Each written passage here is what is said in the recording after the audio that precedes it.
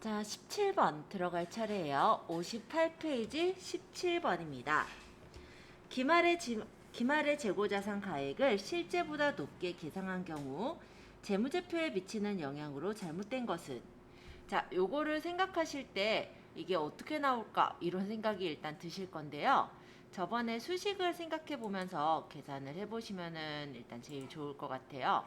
자, 기말 재고자산이 나오는 수식을 한번 생각해 보죠.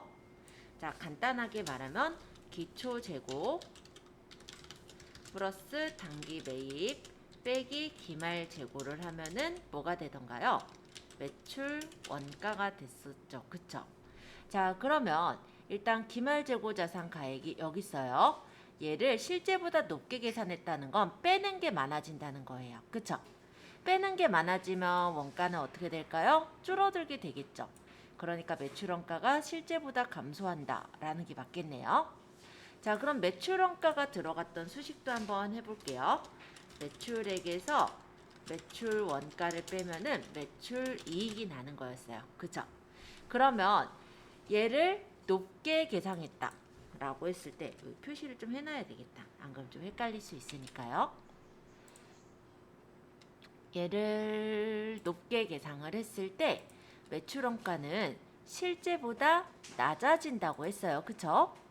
그럼 매출원가가 낮아지게 되면은 매출액은 그대로인데 원가가 낮아지니까 어떻게 돼요? 이익이 증가되겠지. 그쵸? 실제보다 증가한다. 그러면 2번도 맞네요. 그쵸? 자, 그러면 이익이 있잖아요. 우리 요것도 한번 생각해 보죠. 자, 단기 순이익이 실제보다 증가한다. 이건 뭐 따로 안 적어도 되겠구나. 매출이익이 증가된대요. 그쵸? 매출이익이 증가되면 당연히 단기 순이익도 증가를 하겠죠. 그쵸? 뭔가 더 늘어나잖아요. 이게. 그쵸? 그러면 이것도 맞는 얘기겠는데? 자, 그럼 이익이 증가하면 어떻게 돼요? 자본도 증가를 해야죠. 근데 자본 총계가 실제보다 감소한다고 하니까 잘못된 것은 4번이 되겠구나. 이렇게 생각할 수가 있어요. 그래서 일단 이 17번 문제 같은 경우는 딱 문제만 봤을 때는 답이 안 나와요. 이게 어떻게 되는 거야? 이런 생각을 하시는데 이렇게 관련 수식을 적어놓고 보신다면은 저는 실제 문제 풀 때 이렇게 하거든요. 화살표를 그려가면서 이렇게 문제를 풀어보면 바로 답이 쉽게 나와요. 17번 문제는 답은 4번. 이해되셨죠? 자, 18번 문제 보겠습니다. 이게 제가 설명할 때 페이지가 58페이지 17번 문제였어요.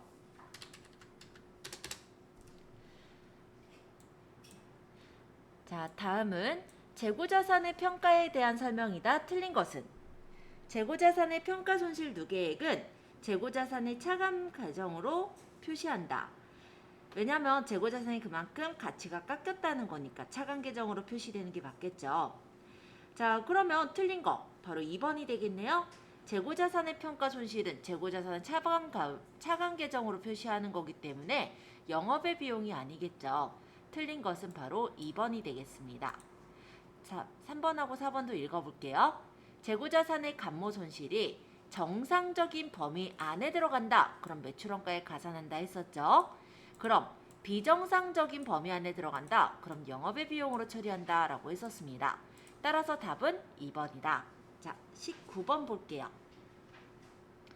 재고자산의 저가법 적용과 관련해서 다음 중 타당하지 않은 것은? 저가법이라는 건 값을 적게 처리한다. 그러니까는 이익이 좀 적게 나는 걸로 처리한다 라는 개념으로 생각하시면 돼요. 자, 그러면 재고자산을 저가법으로 평가하는 경우 상품의 시가는 실현 가능 가치를 말하겠죠. 그쵸? 장부가로 체크를 하지는 않을 거다. 이런 얘기네요. 자, 일단 그럼 1번은 맞고요. 재고자산 평가를 위한 저가법은 원칙적으로 항목별로 적용을 해야 되겠죠. 시가는 시장 가격, 즉 이거는 이제 매 회계기간 말에 추정한다. 자, 4번 재고자산의 시가가 장부금액 이하로 하락을 했대요. 자, 그렇게 했을 때 이 평가 손실은 재고자산의 차감으로 처리한다 라고 했었죠. 요 앞에서 나왔던 내용이에요. 근데 영업의 비용으로 처리한다 했으니까 19번의 답은 4번이 되겠구나. 네, 이렇게 파악해 주시면 되세요. 자, 20번 갈게요. 정상적인 원인으로 여기를 꺼서 보면 조금 더 넓죠?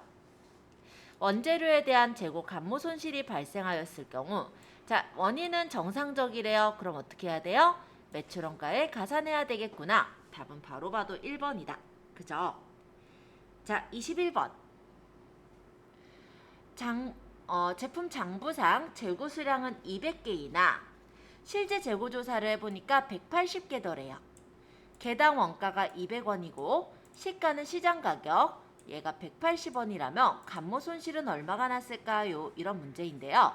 실제 우리가 개당 원가가 200원씩이잖아요. 그리고 재고 수량이 200개인 줄 알았지만 180개밖에 없었다라고 한다면 20개가 모자르죠. 그 20개에 개당 원가 200원이니까 감모 손실은 4,000원이 되는 겁니다. 따라서 답은 1번이 되겠죠. 근데 이 문제에서 감모 손실을 물어본 게 아니라 만약 평가 손실을 물어봤더라 라고 한다면 시가가 180원이 됐기 때문에 200원에서 180원을 뺀 20원씩을 계산을 해야 되고요.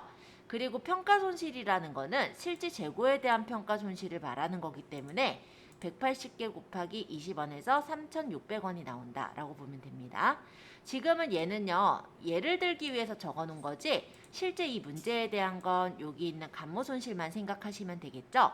따라서 제품의 감모 손실은 1번 4,000원이 되겠습니다. 자, 22번. 다음 중 재고자산의 기말평가 시 저가법을 적용하는 경우 그 내용으로 알맞은 것은? 자, 재고자산 평가 손실은 판매관리비로 분류한다. 재고자산 평가 손실은 판관비로 분류를 하던가요? 재고자산에 대한 평가 손실. 이거는 재고자산에서 뺐던 것 같은데, 그죠? 그러니까 틀렸죠? 일단 지금 맞는 걸 찾는 거니까 1번은 아니네요. 자, 2번. 재고자산 평가 충당금은 비유동부채로 분류한다. 평가 충당금이라고 했을 땐 재고자산에서 미리 떼놓는 돈이에요. 즉 비유동부채로 분류하지 않죠. 그러면 이것도 일단은 틀렸네요. 재고자산 평가 충당금 환입은 영업의 수익이 된다? 충당금이 환입됐다. 평가 충당금이 환입됐다라는 거는요. 실제 재고자산을 평가했더니 그 가치가 툭 떨어졌다가 나중에 이제 가치가 조금 오르는 경우 있죠. 그게 충당금 환입이니까 재고자산가액에 더해주는 형식으로 들어가겠죠. 즉 영업의 수익으로 분류가 되지는 않으니까 3번도 틀렸네요. 자, 4번. 재고자산 평가 충당금은 해당 재고자산에서 차감하는 맞는 건 4번이죠. 자, 답은 4번. 재고자산에서 차감한다. 아까 요 앞에서부터 나왔던 내용이니까 그렇게 보시면 되겠습니다. 자, 유형자산 쭉 넘겨서 저희 65페이지 확인 예제 저번에 했었죠? 안 했나요? 네. 그러면 넘겨서 69페이지 확인 예제 했나요? 네. 확인 예제는 아마 제가 다 했던 것 같긴 한데 확인차 한 번씩 더 여쭤보고 있어요. 자, 73페이지 확인 예제 했나요? 네. 자, 그럼 74페이지 평가 문제 보도록 하겠습니다. 자, 저도 그럼 74페이지로 넘어가서 볼게요. 자, 첫 번째. 다음은 유형자산의 정의에 대한 설명이다. 틀린 것은? 자, 유형자산이라는 건 형태가 있는 자산입니다. 딱 맞는 거. 일단 물리적 실체가 있을 것. 1번은 맞는 거니까 틀린 거 찾는 거니까 요거는 일단 제껴놓고 보셔야 되겠다. 그쵸? 내구적인 사용이 가능해야 되고요. 그리고 미래의 경제적 효익이 있어야 되겠죠? 근데 얘는 뭐예요? 1번은 투자 자산이잖아요. 그죠? 그래서 틀린 것은 1번이 되겠습니다. 영업활동에 사용해야지 투자 목적으로 소유하는 것은 아닙니다. 자, 2번. 유형자산의 감가상각에 대한 내용으로 옳지 않은 것은? 감가상각이란 자산이 사용 가능한 시점부터 시작한다. 감가상각은요. 자산이 사용 가능한 시점부터 시작을 합니다. 사용하는 것에 따라서 가치가 깎이는 부분이기 때문에요. 자, 그럼 2번. 자산의 내용연수 동안 감가상각액이 매 기간 감소를 하는 방법은 정률법이다. 자, 매 기간 감가상각액이 감소하는 상각 방법은 정률법이다. 이건 어떤 얘기냐면요. 우리가 내용연수를 예를 들어 5년을 둔다라고 했을 때 1년차의 감가상각액과 2년차 감가상각액, 3년차 감가상각액 이렇게 금액이 있겠죠. 그 감가상각 금액이 매 기간마다 조금씩 감소하느냐 이건데요. 정률법은 바로 그런 방식이에요. 그래서 일단 2번도 맞는 얘기가 되겠습니다. 자, 제조공정에서 사용된 유형자산의 감가상각액은 단기 비용으로 처리된다. 자, 감가상각이 되는 거는 재고자산의 원가를 구성하게 되는 거거든요. 따라서 단기의 비용으로 처리한다라고 한 부분에서는 좀 틀린 부분이라고 할 수가 있겠죠. 왜냐면 이게 지금 뭐냐면 제조공정에서 사용된 유형자산의 감가상각액이잖아요. 그래서 비용이 아니라 이거는 그 제조할 때 만들어진 그 부분이잖아요. 그래서 재고자산의 원가를 구성하게 됩니다. 옳지 않은 거 그래서 3번이 여기서는 답이 되겠죠. 유형자산의 내용연수는 자산으로부터 기대되는 효용에 따라 결정이 되죠. 예를 들어 제가 핸드폰을 2년 동안 쓰겠다라고 한다면 그 내용연수는 2년이 되는 거잖아요. 그렇게 되더라 이런 얘기고. 네, 3번이 여기서는 틀린 내용이에요. 옳지 않은 거. 이거는 단기의 비용으로 처리되는 게 아니라 여기 적혀있죠. 제조공정에서 사용된 유형자산의 감가상각액은 실질적으로 제조를 할 때 만들어진 거잖아요. 그렇기 때문에 그 재고자산의 원가를 구성하도록 되어 있습니다. 제조공정에서 사용된 제조공정이라는 거는 기계나 뭐 이런 게 아니에요? 뭘 생산하기 위해서 기계가 사용이 되잖아요. 기계가 감가가 됐다는 거. 그렇죠. 유형자산의 감가상각을 얘기하는 거고 그럼 그 기계가 재고 자산에 속하나요? 재고자산의 원가를 구성하게 되는 거죠. 그러니까 재고자산이 이제 만들어질 때 그 만들어질 때 재료비, 노무비, 제조간접비가 들어가요. 우리가 아직 원가까지 아직 안 들어가서 그러실 것 같은데 그 원가 부분에서 제조간접비가 되겠죠? 그러니까 원가를 구성을 하는 거예요. 얘가 재고자산이 돼버린다 이런 건 아니고. 자, 3번. 다음 중 차량 운반구의 취득원가에 해당하는 것은? 이라고 하네요. 취득원가라는 건 취득할 때 들어간 돈을 말합니다. 자, 취득세. 그죠? 해당하는 거. 답은 1번이 되겠네요. 그죠? 넘어갈게요. 4번. 유형자산의 취득원가 결정에 대한 사항 중 틀린 것은? 토지 취득 시 납부한 토지 관련 취득세는 취득원가에다 받죠. 기계장치 구입할 때 발생한 설치비는 기계장치의 취득원가에다 받죠.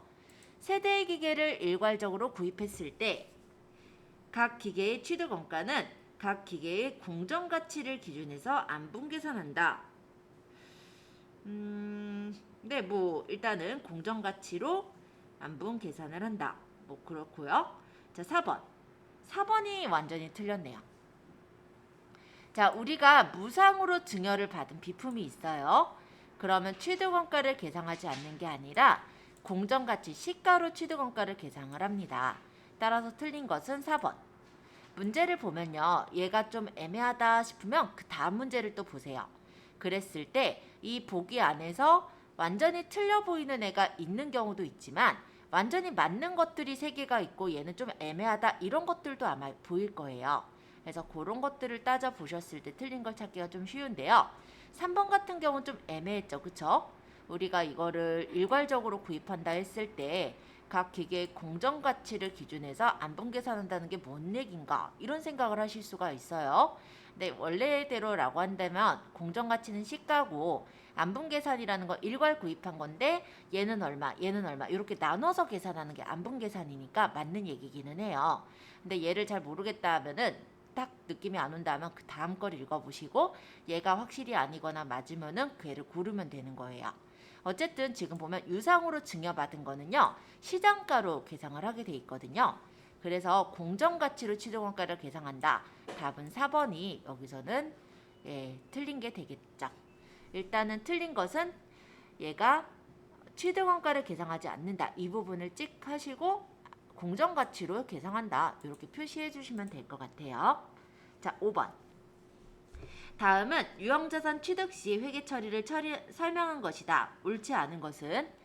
유형자산에 대한 건설자금 이자는 취득원가에 포함할 수 있다.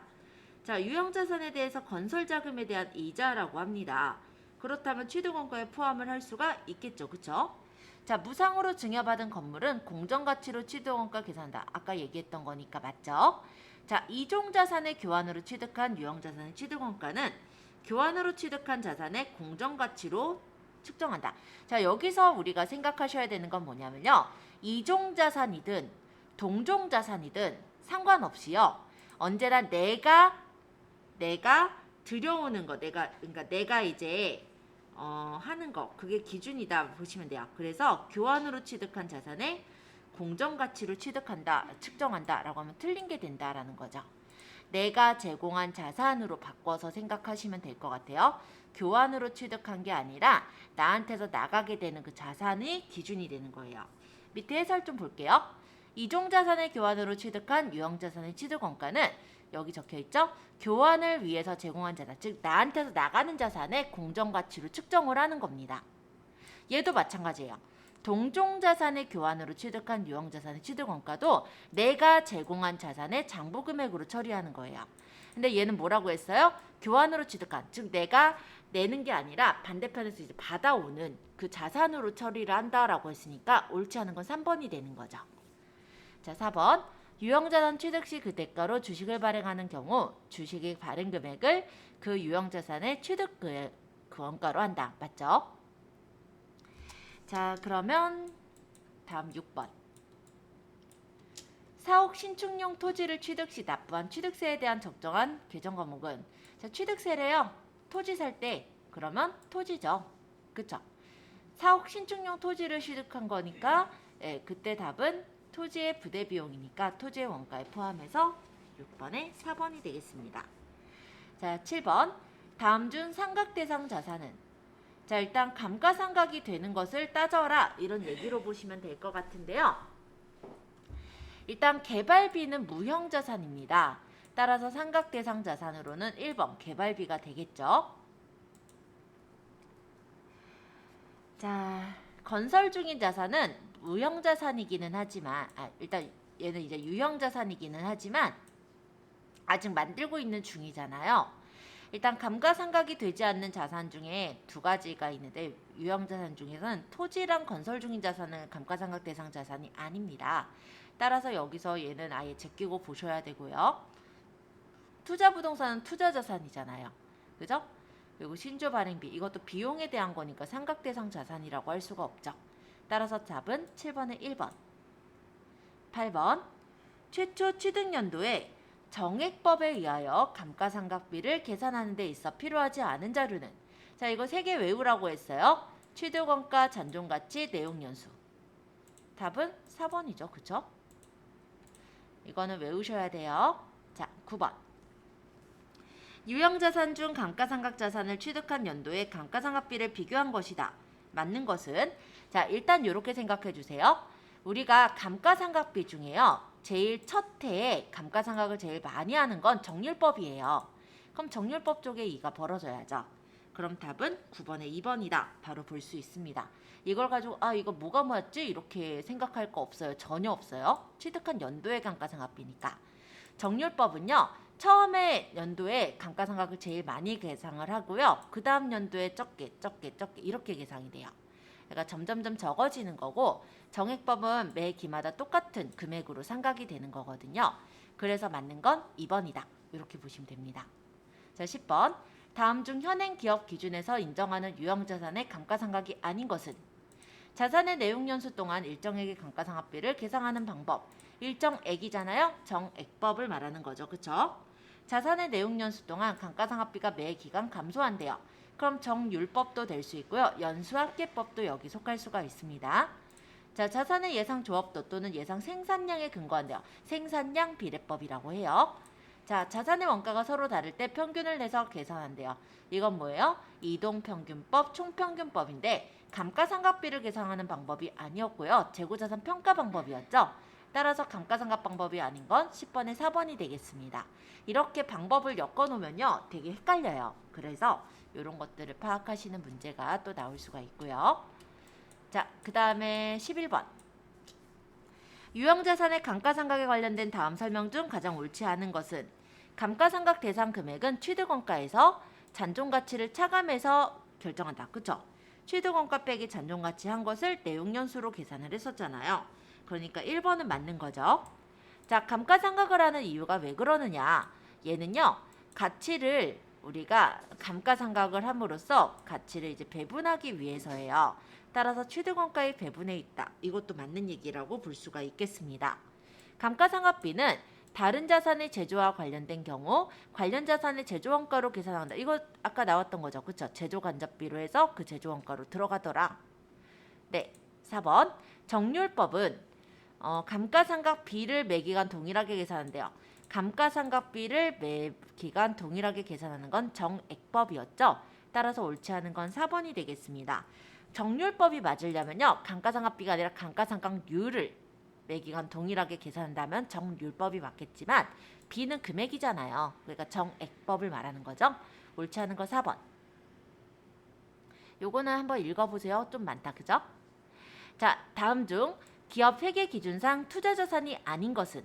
자, 투자자산을 찾아라 라고 해요. 근데 미착품 뭐예요? 딱 봐도 아시겠죠? 재고자산이잖아요. 아직 도착을 안 했을 뿐이지 지금 보내놓은 거. 그죠?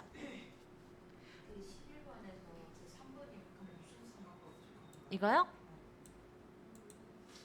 이거는 따로 상각법으로 얘기하는 게 아니라 이게 이제 감가상각비가 처리가 되는 걸 얘기하는 건데요. 우리가 아까 얘기했듯이 보통 제조 원가를 구성을 하는 건요. 재료비가 들어가고요. 또 그걸 이제 만들기 위해 들어간 노무비가 들어가요. 그 외에 이제 여러 가지 이제 뭐 전력비라든지 뭐 이런 것들 자잘하게 들어가는 거 있죠. 그런 걸 제조 간접비라고 하거든요. 그 제조 간접비가 들어가는 부분이기 때문에 이 감가상각비도 결론적으로 그 제조 원가로 들어가게 되더라. 이 얘기예요. 그러니까 감가상각 방법에 대해서 물어보는 내용은 아니었어요. 자, 13번. 다음은 감가상각 방법에 대한 감가상각비의 장부금액을 표현한 것이다. 옳지 않은 것은 정액법이라면 기간에 따라 감가상각비가 일정하다. 맞죠? 자, 정액법이라면 기간에 대해 장부금액은 매기간 쭉쭉쭉 똑같이 감소를 하겠죠. 그쵸? 금액이 똑같이 감소를 할 테니까요. 그죠? 자, 그 다음에 정률법이라면 처음에 감가상각을 많이 했다가 기간에 따라 쭉 내려가는 형식이에요. 그렇기 때문에 감가상각비를 잘못 표시한 거는 요게 이제 3번이 이제 좀 다르다라고 봐야 되겠죠. 이렇게 내려가야 되는데 지금 이렇게 올라갔어요. 그죠? 그래서 3번이 여기서는 틀렸다.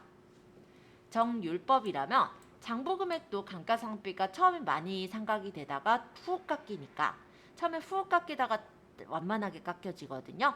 그러니까 장부금액이 이렇게 되는 게 맞죠. 그래서 일단 틀린 건 3번. 감가상각비 이렇게 돼야 돼요. 이거 아니에요. 이렇게 돼야 돼. 거꾸로 됐어요. 3번 뭐예요? 네? 3번 이렇게 파여야지. 이거 틀린 거. 틀린 거. 네, 틀린 거. 이렇게가 아니라 이렇게 파여야 돼요. 처음에 많이 삼각했다가 점점점 적게 삼각하는 방법이거든요. 네, 삼각률로 체크가 되기 때문에 그래요. 자, 14번. 주세원은 2021년 7월 18일 구입하여 사용 중인 기계장치를 2022년 6월 1일 3,700만 원에 처분하였다. 단기분에 대한 감가상각 후 처분 시점의 감가상각 누계액은 800만 원이며 처분이익 500만 원이 발생하였다. 자, 일단 내용연수 5년 정액법으로 월할 상각한다고 가정할 때 기계장치의 취득원가는 얼마가 될까라는 건데요. 일단 한번 볼까요? 얘가 지금 페이지가 76페이지.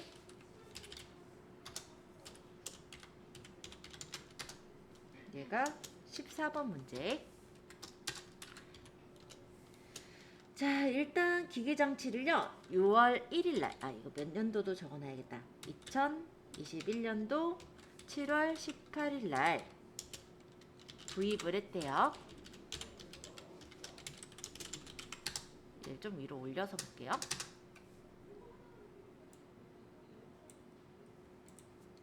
이걸 언제 팔았냐면 2022년 6월 1일날 팔았어요. 얼마에 팔았냐면 3,700만 원 처분을 했어요.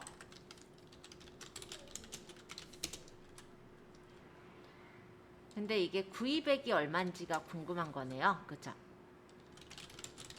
얘가 궁금한 거고 이렇게 팔았대요. 자, 당기분에 대한 감가상각 후 처분 시점의 감가상각 누계액은 800만 원이었다고 합니다. 그리고 처분 이익이 500만 원이 발생을 했다고 해요. 자, 정액법 어떻게 구해요? 정액법은 취득 원가에서 잔존 가치를 빼고 이거를 나누기 내용 연수를 한 거예요. 이게 정액법이거든요. 지금 취득 원가는 모르니까 일단은 X로 놓을게요. 취득 원가 X 빼기 잔존 가치가 아까 있대요. 여기 잔존 가치에 대한 내용은 없어요. 그쵸? 아마 잔존 가치는 없다라고 가정을 한 것 같아요. 그러면 뭐 이거는 잔존 가치는 뺄 게 없을 것 같고, 그럼 취득 원가를 내용 연수로 나눠 보면은 내용 연수가 5년이랬죠. 5년으로 나눠 보면은 일단 상각 금액이 나올 텐데, 이 정액법이 지금 몇 년도에 우리가 사들인 걸 몇 년도에 팔았냐면요. 2021년도에 사들인 거를 2022년도에 팔았거든요. 그러면 감가상각이 된 것은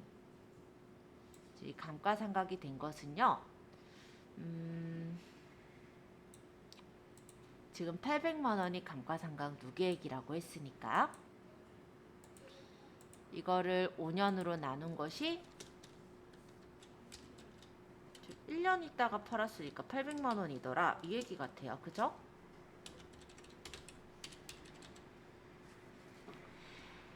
자, 그러면 이 기계장치의 원래 금액은 어떻게 되느냐 요건데, 지금 여기서 기계장치의 취득원가를 만약에 구한다라고 한다면 이거죠.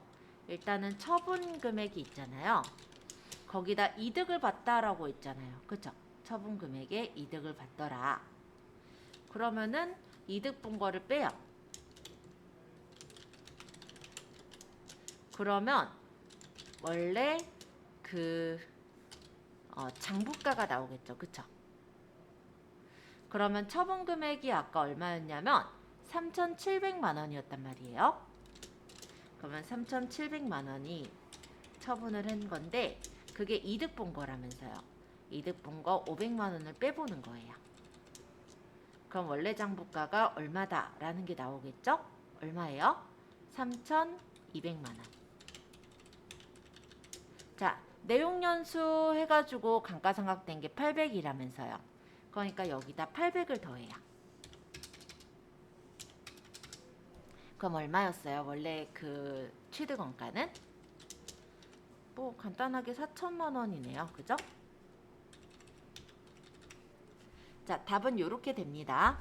얘는요, 딱히 정액법을 따질 것도 없었던 게 2021년도에 7월 18일 날 구입을 했고요. 2022년도 6월 달에 처분을 했거든요. 그럼 1년 쓰고 처분 딱 한 거예요. 그쵸?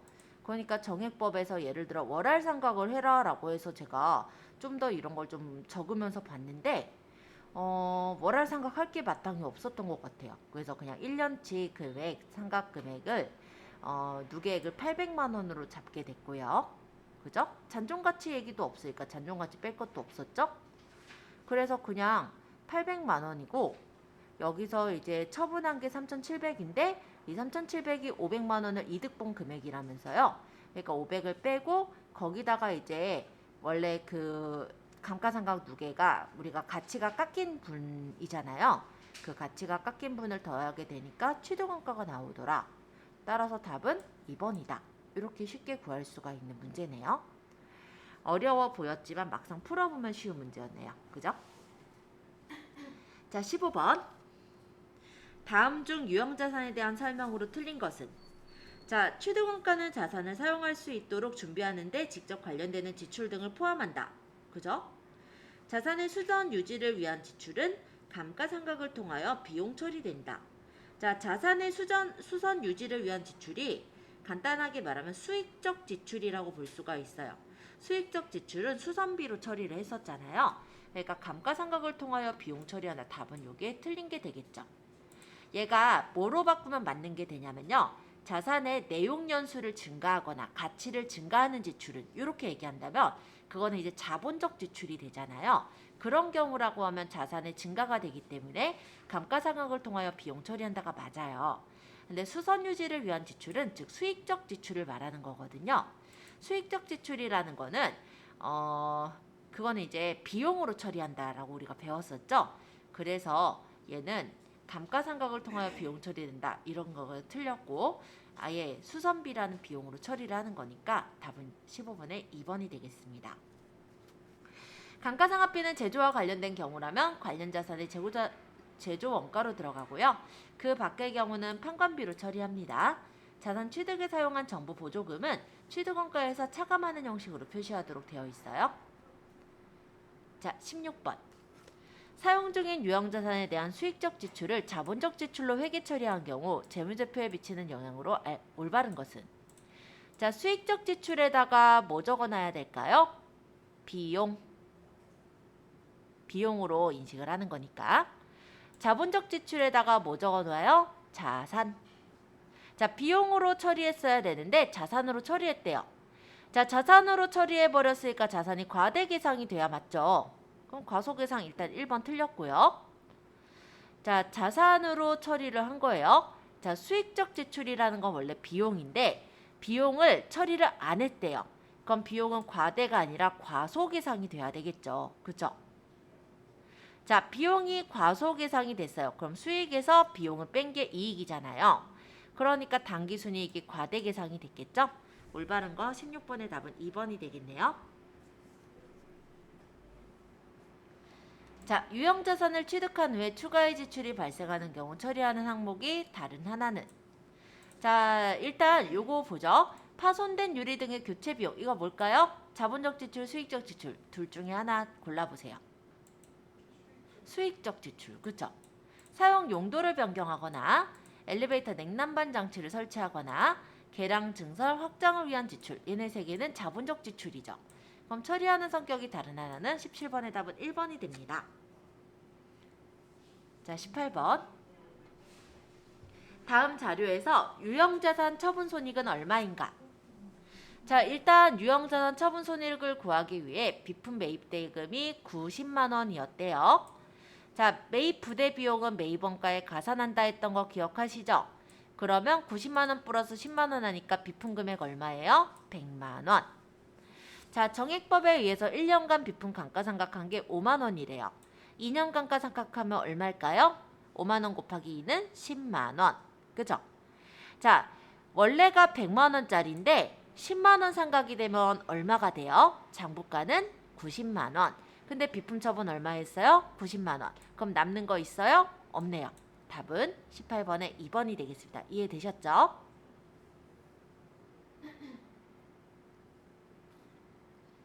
이해 안 되시면 얘기해야 돼요. 저만 이해되고 넘어가면 전혀 쓸데없어요. 그죠?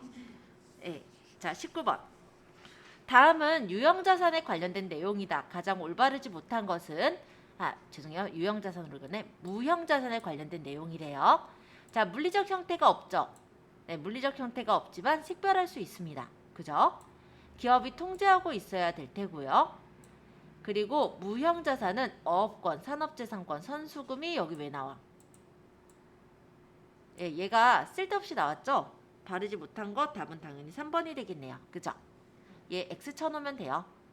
얘네 세 개는 맞아요. 미래의 경제적 효익이 있는 비화폐성 자산이다. 맞죠? 자, 20번.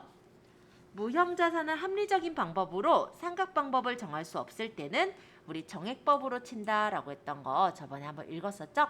답은 20번의 1번. 자, 무형자산에 해당하지 않는 것은 자, 어업권, 개발비, 컴퓨터 소프트웨어 다 무형자산인데 임차보증금은 기타 비유동자산입니다. 해당하지 않는 거 답은 4번이 되겠죠? 자, 22번. 다음은 무형자산에 관한 설명이다. 잘못된 것은? 자, 무형자산의 상각 방법은 자산의 경제적 효익이 소비되는 형태를 반영한 합리적인 방법이어야 합니다. 자, 무형자산의 상각 방법엔 정액법, 체감제한법, 정률법, 연수학계법, 생산량 비례법 등이 될 수가 있죠. 자, 3번 틀렸네요. 딱 봐도 답이 나와야 되겠죠. 자, 무형자산의 합리적인 상각 방법을 정할 수 없는 경우라면 정액법을 사용한다라고 아까 전부터 얘기하고 있었죠. 잘못된 거 3번. 무형자산 상각이 다른 자산의 제조와 관련됐다면 관련 자산의 제조 원가가 되는 거고요. 그 밖의 경우는 판관비로 계산하는 거 맞죠?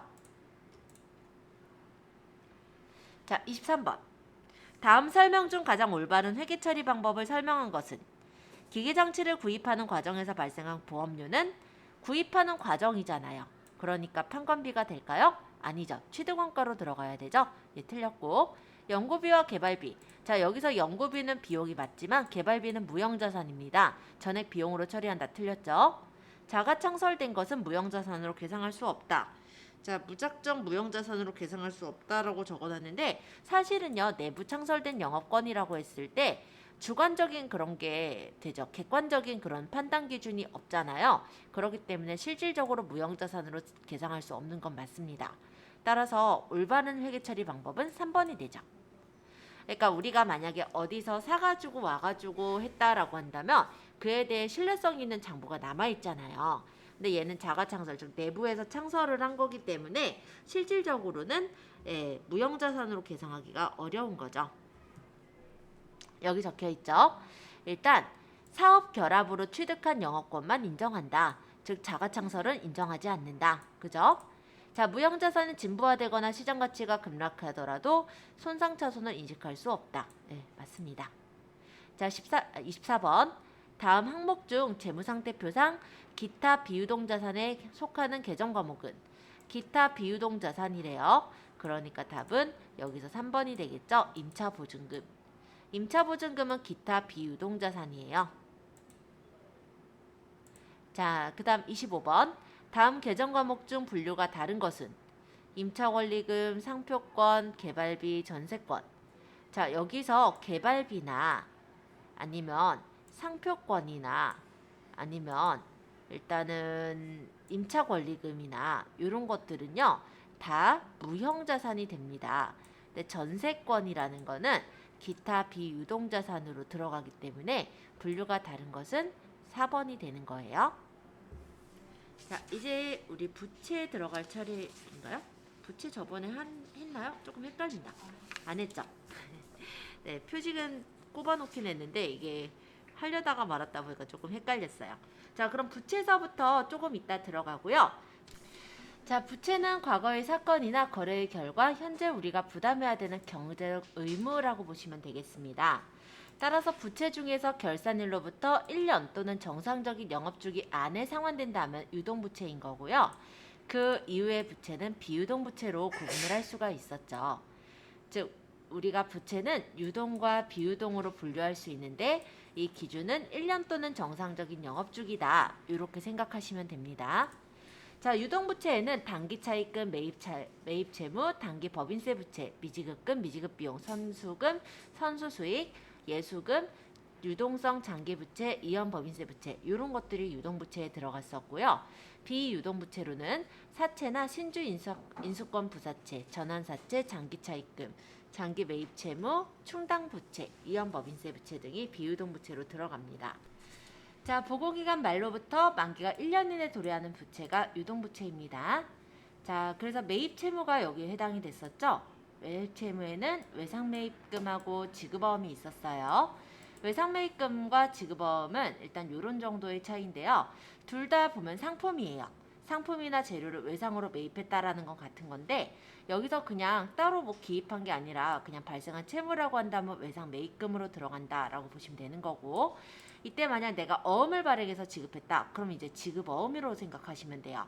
따라서 얘네 둘은 성격이 비슷하죠. 그래서 재무상태표에 표시할 때는 매입채무라고 표시를 하더라. 이런 얘기고 이 두 가지는 유동부채로 분류가 되게 됩니다. 자, 필수예제 볼게요. 한신으로부터 원재료를 매입했고 당전 발행 약속어음으로 지급했대요.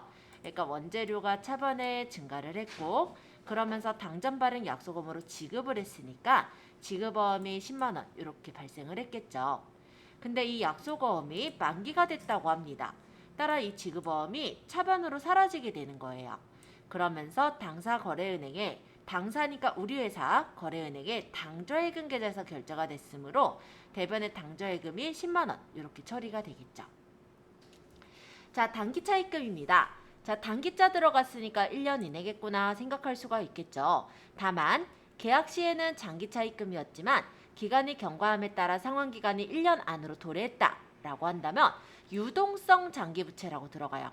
우리가 이거는 장기부채란 단어가 들어갔지만 말로만 장기부채인 거지 유동성을 가졌잖아요. 그러니까 단기 차입금과 같은 역할을 한다라고 생각하시면 돼요.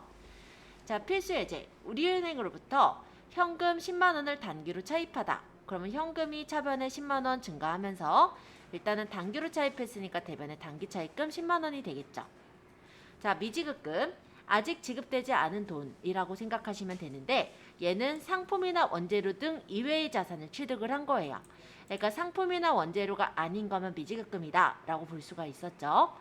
자, 건물을 50만 원에 매입하고 대금을 다음 달 지급하기로 하다라고 한다면 차변에 건물 50만 원, 대변에 미지급금 50만 원 이렇게 처리가 됩니다.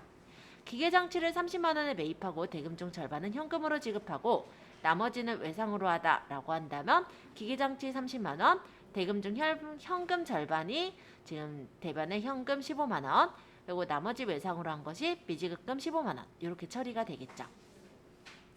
자, 선수금. 먼저 수금한 돈. 즉 내가 어떤 제품을 주문받고 매출하기 전에 착수금이나 계약금을 받았을 때 먼저 돈을 받았다라고 해서 선수금이라고 하죠. 이때 이제 부채인 선수금 계정 대변에 기입하는 거고요. 상품을 판매 인도했을 때 선수금 계정 차변에 기입하는 겁니다.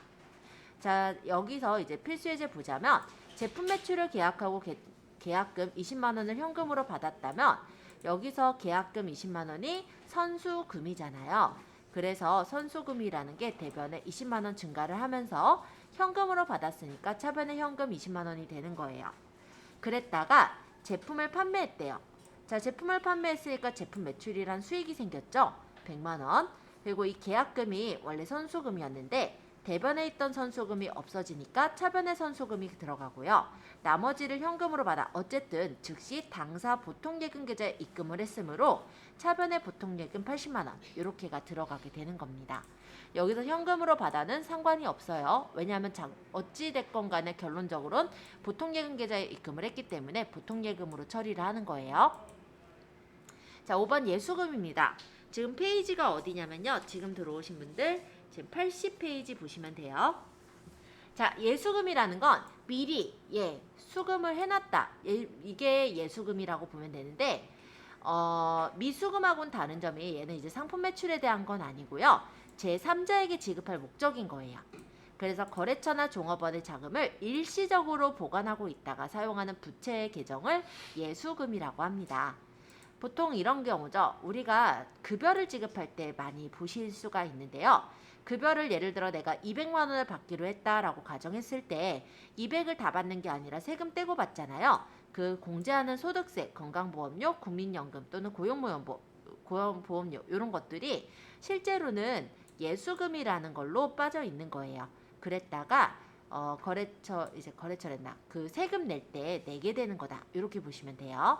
필수 예제 보면 조금 이해가 되실 건데 급여 100만 원 지급 시 소득세 4만 원과 지방소득세 4천 원을 차감한 잔액을 현금으로 지급했대요. 그럼 차변에 급여 100만 원이 이제 발생을 하면서 소득세와 지방소득세가 예수금이 되는 거죠. 그러면서 나머지가 이제 현금으로 지급한 게 되는 거예요. 그랬다가 보통은 이제 다음 달 10일까지 요거를 처리를 하거든요. 그래서 위에서 차감 예수한 소득세와 지방소득세 요 예수금을 세무서에다가 낼 때 이 예수금 대변에 있던 게 차변으로 사라지면서 현금으로 납부를 했다라고 보시면 되겠죠. 자, 미지급 비용 보겠습니다. 미지급 비용은 결산일날 일어나요. 자, 보통 일정 기간 계속 발생하는 비용인데요. 단기에 발생했지만 아직은 못 받은 거예요. 아직은 지급을 못한 거예요. 그게 이제 미지급 비용이라고 합니다. 따라서 지급기일이 도래하였으나 지급이 되지 않고 있는 미지급금과는 조금 구분되고요. 이런 경우는 결산 시에만 발생을 한다라고 보면 되겠죠. 자, 이런 경우인데요. 단기 차입금에 대한 당기분 미지급이자 5만 원을 결산에 계상하다. 보통 이 단기 차입금에 대한 이자는 단기 차입금을 갚을 때 받아요. 그렇다면 발생은 했으나 아직은 지급이 되지 않은 상태겠죠. 그래서 결산일날 계상을 할 때 이렇게 미지급 비용이라는 계정을 쓰게 됩니다. 그러면 이 미지급 이자 5만 원이 대변의 미지급 비용으로 들어가게 되는 거고요. 즉 이자 비용이란 비용이 발생을 했으나 아직 지급이 되지 않았기 때문에 대변의 미지급 비용 5만 원 이렇게 들어간다. 이렇게 생각하시면 이해가 빠를 것 같아요. 자, 7번의 미지급 법인세입니다. 자, 이거는 법인세 등의 미지급액을 말하는데요. 법인세만이 아니라 법인 지방소득세와 세액 감면분에 대해 부과되는 농어촌 특별세까지 포함해서 미지급 법인세로 처리를 하죠. 당해 사업연도에 법인세가 발생을 했지만 아직 결산일 현재까지 납부가 되지 않은 상태이기 때문에 대변의 미지급 법인세 10만 원 이렇게 들어간 게 보이네요. 아까 보셨던 유동성 장기부채인데요. 유동성자가 들어갔기 때문에 1년 이내다라고 생각하시면 됩니다. 자, 결산일 현재 3년 만기로 차입한 장기차입금 100만 원에 상환기간이 1년 안으로 들어왔다라고 했을 때요. 이 장기차입금이라는 원래는 부채죠. 부채가 사라지게 돼요. 따라서 차변의 장기차입금이 사라지면서 얘가 유동성 장기부채라는 다른 부채로 대체가 되는 거예요. 자, 선수수익. 먼저 수금한 수익. 그죠? 자, 이미 입금된 수익 중에서 단기분이 아닌 차기분에 해당하는 수익을 말하는데요. 선수수익은 부채이긴 하지만 실제 금전으로 변제되는 게 아니라 계속적인 용역 제공을 통해서 변제가 되는 부채라고 보시면 돼요. 따라서 선급비용과는 조금 대응되는 개념이더라 라고 볼 수가 있고, 필수예제 볼게요. 4월 1일 날 한국 상사에 건물 3층을 임대하고 임대료 120만 원, 매월 10만 원씩이라고 한다라고 하네요. 그러면 이게 1년치 임대료구나. 그쵸? 자, 1년치 임대료를 현금으로 받았다고 해요. 그리고 12월 31일 현재 결산일이 됐을 때, 자, 일단 4월 1일자 분계는 현금을 우리가 120만 원 받았으니까 차변의 현금 120만 원이 되고 임대료 120만 원 이렇게가 됐었겠죠. 근데 이게 4월 달 일어난 거잖아요. 그러면 언제까지가 1년이에요? 4월, 5월, 6월, 7월 해서 다음 연도 3월까지. 그죠?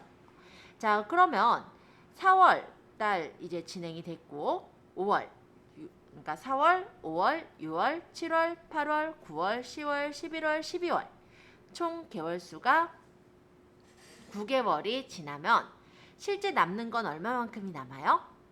3개월치, 4개월치인가요? 3개월치인가요? 3개월치, 그쵸? 3개월치가 남게 되죠. 그거를 우리가 결산일날 이제 분계를 하는 거예요. 이때 모두 다 임대료라는 수익으로 생각을 했지만 실제 이 수익은 1년치를 다 들어간 거지 3개월치에 대해서는 아직은 인식을 하지 않아야 되는 그런 부분인 거잖아요. 결산일날은. 그죠? 그러니까는 3개월치가 남았기 때문에 그 3개월치에 대한 부분을 임대료가 수익으로 발생되지 않은 거니까 차변의 임대료 30만 원 하면서 대변의 선수수익이라는 계정으로 적게 되는 겁니다. 여기 적어놓은 거를 보시면 이해가 되실 건데요.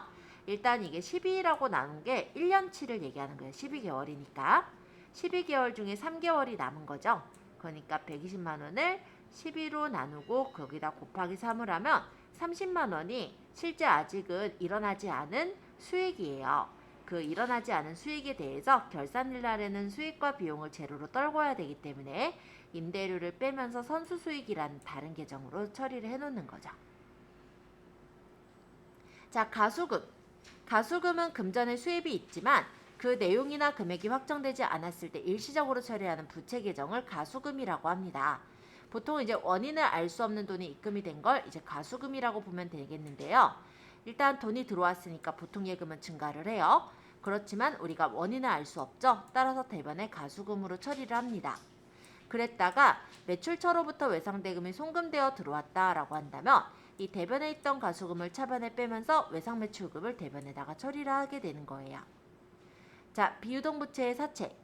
사채란 주식회사가 장기자금 조달 목적으로 일정 이자를 지급하고 일정 시기에 원금 산환을 약정한 채무증권인 거예요. 이걸 사채라고 얘기를 해요. 그러니까 회사의 세무증권이다 라고 보시면 되겠습니다. 보통 장기 자금의 조달 목적이라고 하죠. 기간이 긴 거예요. 따라서 비유동부채로 처리를 합니다. 사채는요, 액면 금액과 액면 이자의 현재 가치를 합계한 금액으로 발행 금액을 결정하는데요. 결국 사채의 발행 금액은 액면 이자율과 시장 이자율의 차이에 따라서 결정이 됩니다. 여기서 액면 이자율이라는 건 실제 사채권에 표시가 되는 이자율로 발행회사가 이자를 지급하기 위해서 적용하는 이자율이라고 보시면 되겠고요. 시장 이자율이라는 건 자본시장의 수요 공급에 따라서 결정이 되는 이자율이라고 보시면 돼요. 따라서 액면 이자율과 시장 이자율을 같이 발행을 했을 때는 액면 발행이라고 하지만 만약에 시장 이자율이 더 높게 발행을 했을 땐 보통은 시장 이자율이 더 높은 상황에서 이제 발행을 했다라고 한다면 할인 발행. 만약에 액면 이자율이 더 높은 상태에서 발행을 했다라면 할증 발행이라고 보통 얘기를 합니다. 사채 발행의 회기 처리를 보자면요. 사채 발행할 때 직접적으로 발생된 사채권 인쇄비나 광고비, 발행 수수료와 같은 사채 발행비는 사채의 발행 금액을 감소시키는 것이기 때문에 사채 할인 발행 차금으로 더하거나 사채 할증 발행 차금에서 차감하는 형식으로 회기 처리를 하고 있어요. 자, 실제 이렇게 했다라는 건데요. 액면 발행을 한 경우 보통 사채가 액면 금액대로 증가하면서 당좌예금이 증가를 하겠죠. 근데 만약에 내가 액면은 10,000원인데 9,000원에 할인 발행을 했다라고 한다면 사채는 액면가대로 일단 증가를 해요. 그러면서 당좌예금은 내가 9,000원 받았죠. 따라서 사채 할인 발행 차금 1,000원이 생기는 거죠. 자, 그럼 할증 발행을 했어요. 그러면 일단 사채는 언제나 액면가대로 증가를 해요. 그러면서 당좌예금으로 받은 거는 12,000원 받았죠. 그러면 10,000원짜리 사채가 발행되면서 12,000원이 증가됐기 때문에 사채 할증 발행 차금은 2,000원이 증가돼서 나오더라. 이렇게 해서 회기 처리를 한다 이 얘기예요. 자, 장기 자금을 조달하기 위해 사채 100주, 한 주당 1,000원이니까 액면 금액 발행했어요. 그러면은 일단은 100주를 1,000원씩 발행했으니까 당좌예금에는 일단은 10만원 증가하면서 사채에도 10만원 이렇게 증가하게 된다라고 보면 되겠죠. 장기 차입금, 장기자 들어갔으니까 1년 이상이죠. 3년 만기라고 했어요. 차입했어요. 그러니까 장기 차입금 들어간다. 이해되시죠? 자, 퇴직급여 충당 부채와 퇴직연금 부분 설명하겠습니다. 자, 퇴직급여 충당 부채라는 건 근로기준법이나 회사의 사규에 따라서 종업원이 퇴직할 때 지급할 퇴직금에 충당하기 위해서 설정하는 부채예요. 자, 종업원이 퇴직할 때 퇴직금을 줘야 되죠. 근데 종업원이 만약에 짧게 다니다가 퇴직을 하는 경우라고 한다면 퇴직금을 줄 게 적겠지만요. 예를 들어 10년 이상 장기 근속했다가 퇴직을 했다라고 했을 때는 퇴직금을 줘야 되는 게 꽤 많을 수가 있어요. 그렇다면 그 돈을 생각 안 하고 살다가 종업원이 갑자기 퇴직하게 됐을 때 그 돈을 마련하려면 회사에 장부가 난리가 나겠죠. 그렇기 때문에 일단 보통 어떻게 하냐면 그렇다고 안 줄 순 없잖아요. 그래서 결산일날 우리 회사 전 종업원이 퇴직한다라고 가정을 하는 거예요. 이때 가정을 해서 산출된 퇴직금 추계액이 있겠죠? 거기서 현재 설정되어 있는 퇴직급여 충당부채를 차감한 금액만큼을 설정해서 그 금액을 퇴직급여 충당부채로 넣어놓게 됩니다. 그리고 나서 실제 퇴직금을 지급할 때 퇴직급여 충당부채에서 빼는 형식으로 처리를 하는 거예요. 자, 여기에는 확정급여형 퇴직연금에 가입을 하는 경우도 있는데요. 이렇게 가입해서 퇴직연금 운용자산이 있다라고 한다면 퇴직급여 충당부채에서 퇴직연금 운용자산을 차감해서 재무상태표에 표시하기도 합니다. 자, 요건 이제 결산기 말에 퇴직급여 충당부채를 설정할 때의 일인데요. 보통 이렇게 처리해요. 퇴직금이 얼마 정도 쌓일 거다. 그러니까 우리 회사 전 직원이 퇴직한다라고 했을 때 금액이 얼마다라는 게 있으면 거기서 기존에 있었던 퇴직급여 충당부채 잔액을 빼보는 거예요. 그럼 이번에 채워야 되는 금액이 나오죠. 그 금액을 퇴직급여 충당부채로 채우면서 퇴직급여라는 비용으로 미리 빼버립니다. 그랬다가 퇴직금을 지급할 때 여기 있는 퇴직급여 충당부채에서 빼면서 현금이 우리 회사에서 나가는 거죠. 그죠? 자, 퇴직연금제도 아까 보셨던 이 확정급여형 퇴직연금이랑 확정기여형 퇴직연금이라는 게 있어요.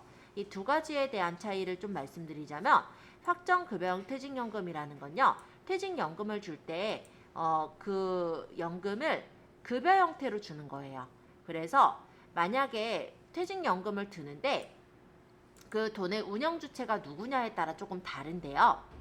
예를 들어서 내가 퇴직연금을 우리 회사가 퇴직연금을 운용을 하면서 만약 수익을 얻어요. 그랬을 때 그거는 회사의 수익이 되는 거예요. 만약에 퇴직연금을 운용하면서 손해를 봤어요. 그럼 회사의 손실이 되는 거예요. 어찌됐건 간에 연금 주는 거는 종업원들이 이제 퇴직해서 퇴직연금 주는 거는 확정급여형으로, 그러니까 정확하게 얼마씩 연금을 주는 걸로 그렇게 들어가는 게 확정급여형 퇴직연금이라 보시면 되겠고요. 확정기여형 퇴직연금이라는 거는 퇴직연금을 똑같이 드는데 그걸 운용하는 주체가 각각의 종업원들인 거예요. 그럼 그 종업원이 재테크를 잘해서 만약에 연금 자산을 불렸어요. 그러면 더 많이 받는 거고요. 만약에 그 종업원이 연금 자산을 까먹었어요. 그러면 그냥 그 까먹은 대로 받는 거예요. 그게 확정기여형 퇴직연금이라고 합니다. 그래서 확정급여형 퇴직연금에 가입하고 퇴직연금을 불입했을 때는요. 확정급여형은 회사에서 운용을 한다라고 했잖아요. 퇴직연금을. 그러니까 회사 입장으로는 퇴직연금 운용자산으로 처리를 하게 돼요. 왜냐면 이걸 이제 회사에서 굴려가지고 처리하는 거니까. 근데 확정기여형은 누가 관리한다고요? 주체가 종업원이라고 했죠.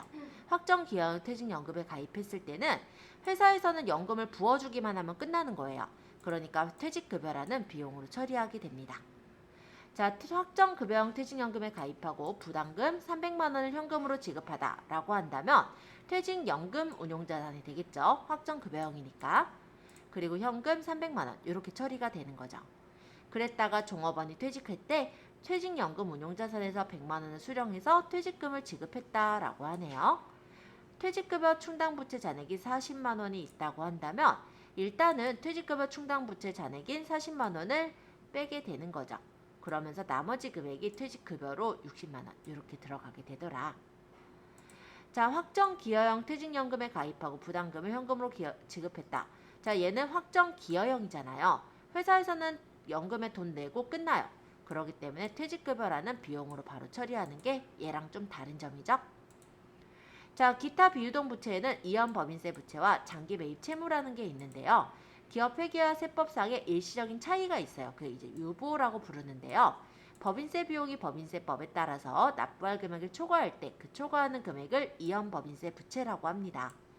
반면에 장기 매입 채무라는 건 매입 금액을 지급하기로 한 시기가 1년 이상 남은 장기 매입 채무를 장기 매입 채무라고 해요. 얘네들은 기타 비유동 부채에 해당이 됩니다. 자, 확인 예제 일단 볼게요. 다음 중 비유동 부채에 포함되지 않는 것은? 자, 비유동 부채를 찾아라 라는 건데요. 장기 차입금. 네, 장기 차입금. 비유동 부채죠? 퇴직급여 충당 부채. 자, 이것도 충당 부채인데 아까 비유동 부채에 포함되어 있었죠. 사채, 비유동 부채죠. 근데 임차 보증금은 뭐예요? 내가 건물을 빌렸어요. 그때 빌릴 때 보증금 넣은 게 임차 보증금이거든요. 그럼 내가 만약 이 건물에서 빠져나간다라고 할 때 보증금 받아가시죠. 그게 기타 비유동 자산인 거잖아요. 따라 포함되지 않는 건 3번. 자, 2번. 다음 중 영업주기에 관계없이 유동부채로 분류해야 되는 개정 과목이 아닌 것은? 자, 유동부채가 아닌 걸 찾아라네요. 자, 유동성 장기차입금 유동부채죠? 단기차입금 유동부채죠? 퇴직급여 충당부채 어때요? 우리 종업원들이 1년 안에 막 다 퇴직하나요? 아니죠. 따라서 답은 1번이 되겠네요. 그죠? 당저차월은 저번에 말씀드렸을 거예요. 당저예금에서 돈을 더 빼서 썼을 때 그거는 은행한테 돈을 빌린 거랑 같다. 즉 단기차입금, 은행 측의 단기차입금이다 라고 했던 거 기억하시죠? 그래서 답은 이번에 1번이 되겠습니다. 자, 퇴직급여 충당부채에 대한 설명으로 옳지 않은 것은? 퇴직급여 충당부채는 근로기준법이나 회사의 사규에 따라서 종업원이 퇴직 시에 지급할 퇴직금에 충당하기 위해 설정하는 부채다. 맞죠? 확정급여형 퇴직연금에 가입해서 퇴직연금 운용자산이 있대요. 확정급여형이라고 했을 때는 주체가 회사 측이다. 따라서 퇴직연금 운용자산이 있다라고 보면 되겠고 그때 퇴직급여 충당부채에서 퇴직연금 운용자산 차감해서 표시를 했었죠. 실제 퇴직금을 지급할 때 다음과 같이 회계 처리한다. 자, 퇴직급여 충당부채. 자, 요거는 실제 퇴직금을 지급할 때가 아니고요. 실제 이제 퇴직급여 충당 부채를 설정할 때 들어가는 거였죠. 실제 퇴직금을 지급할 때는 퇴직금을 줘야 될 거 아니에요. 현금으로 주거나. 그죠? 그래서 답은 3번이 여기선 틀린 게 되겠네요. 이거는 결산일날 퇴직급여 충당 부채를 충당할 때 들어가는 회계 처리 방법이에요. 자, 4번. 퇴직급여 충당 부채는 결산일에 전 종업원의 퇴직을 가정해서 산출한 퇴직금 추계액에서 현재 설정되어 있는 퇴직급여 충당 부채를 차감한 금액을 설정한다. 네, 맞는 거니까 넘어가도록 하겠습니다. 평가 문제는 한번 읽어보고 오시게 일단 나중에 설명을 할게요. 넘어가서 자본으로 가보죠.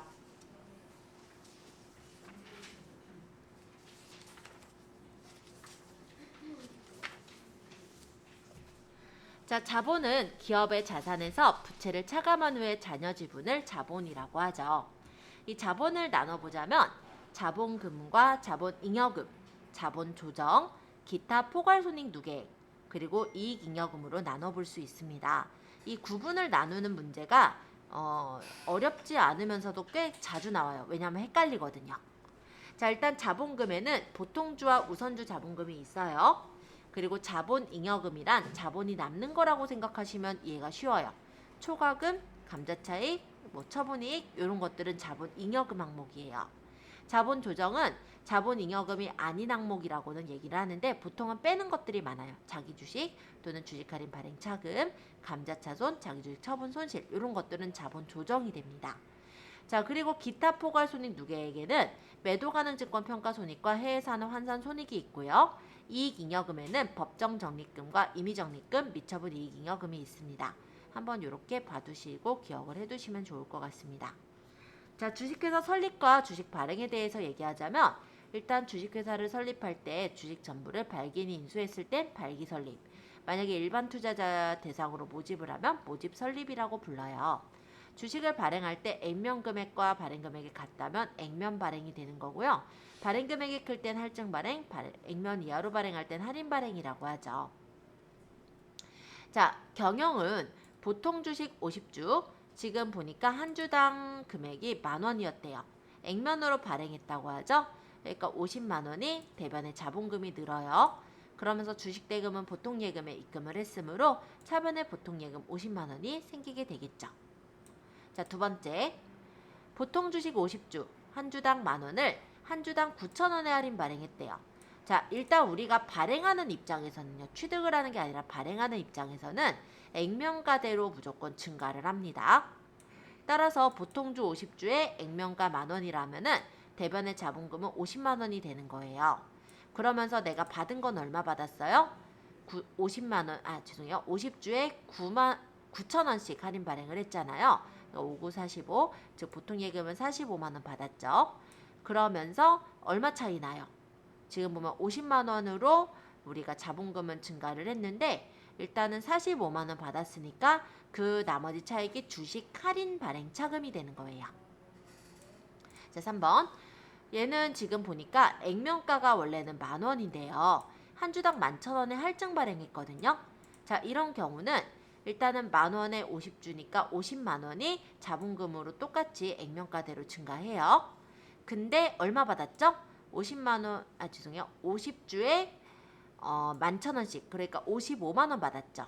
그 55만 원이 보통예금에 입금됐으니까 차반의 보통예금 55만 원이 될 테고 실제 자본금 50만 원을 우리가 증가를 시켰는데 55만 원이 받아진 금액이니까 할증 발행이 5만 원이 할증 발행이 됐겠죠. 그게 이제 주식 발행 초과금 5만 원 이렇게 적는 거다. 이렇게 보시면 됩니다. 자, 주식 발행 비용의 회계 처리. 주식 발행 비용이라는 건 주식을 발행하는 과정에서의 등록비나 수수료 아니면 이제 나머지 인지세 이런 비용들을 주식 발행 비용이라고 하는데요. 이러한 주식 발행 비용은 주식 발행 초과금에서 차감하거나 주식 할인 발행 차금에 가산하게 됩니다. 자, 액면 금액 10만 원의 주식을 액면으로 발행했대요. 그리고 주식 발행 비용이 2,000원이 들었다고 하네요. 그러면 액면가로 우리가 어쨌든 액면으로 발행을 했으니까 일단 자본금은 10만 원이 증가를 해요. 근데 실제 받은 건 얼마 받았어요? 98,000원 받았겠죠. 2,000원 차감했으니까. 당좌이입했으니까 당좌예금에 98,000원 들어갔을 거예요. 자, 10만원 자본금이 증가하면서 98,000원 받았으니까 2,000원이 주식 할인 발행 차금이 되겠죠? 이렇게 생각하시면 그렇게 어려울 거 없어요. 액면금액 10만원의 주식을 12만원에 발행을 했대요. 그리고 주식 발행 비용 1,000원이 발생을 했다고 합니다. 자, 어쨌든 액면가대로 자본금은 증가를 해요. 그래서 10만원 자본금 증가했을 텐데 주식은 12만원에 발행하면서 주식 발행 비용 1,000원이 발생을 했기 때문에 얼마 받았어요? 결론적으로 11만 9천원을 받았죠. 따라 차변의 현금은 11만 9천원. 그러면 자본금 10만원 증가하면서 현금은 11만 9천원이 됐단 말이에요. 그러니까 19,000원이 이득을 받죠. 이걸 주식 발행 초과금으로 처리해서 적으면 되는 거예요. 자, 자본잉여금. 자본이 남는 걸 자본잉여금이라 하겠죠. 그래서 주식 발행을 통한 증자나 감자와 같은 주주와의 거래, 즉 자본거래에서 발생해서 자본을 증가시키는 잉여금을 자본잉여금이라고 합니다. 자, 유상증자와 무상증자가 있는데요. 자본을 증가시킨다라고 생각하시면 돼요. 해서 유상증자라는 건 뭐냐면 돈을 우리가 내고 그 주주로부터 자본을 증가시키는 게 유상증자라고 보시면 돼요. 그러니까 신주를 발행하고 그 주식에 대한 대금을 주주로부터 납입을 받는 거죠. 따라서 자본금이 증가를 하는 만큼 순자산도 그만큼 실질적으로 증자를 하게 돼요. 그게 바로 유상증자라고 해요. 아마 주식 하시는 분들 중에서는 유상증자나 무상증자를 좀 들어보신 분들이 있으실 것 같아요.